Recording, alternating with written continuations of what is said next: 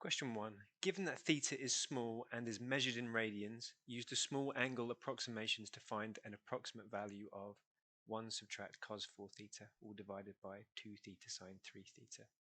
So let's remind ourselves of the small angle approximations.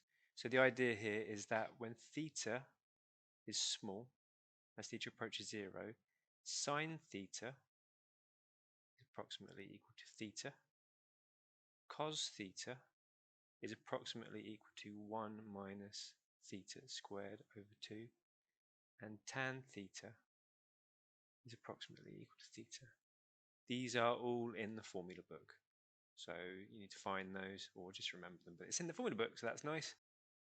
So I'm going to write this down separately. So cos 4 theta will be approximately equal to, so if we use this second identity, 1 subtract, now theta in this case is 4 theta, so I'm going to put that in brackets, 4 theta squared divided by 2, and so that's going to be simplified to, so 4 theta squared is 16 theta squared, so divided by 2, so we're going to get 1 minus 8 theta squared.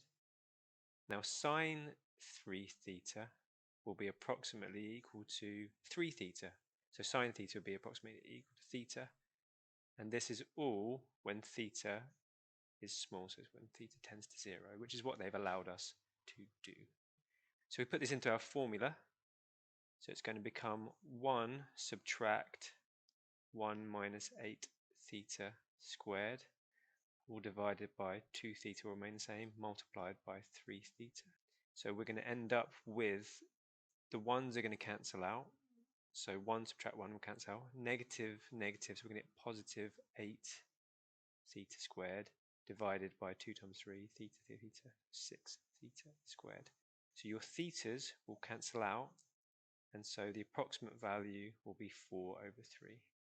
That's our final answer for question 1.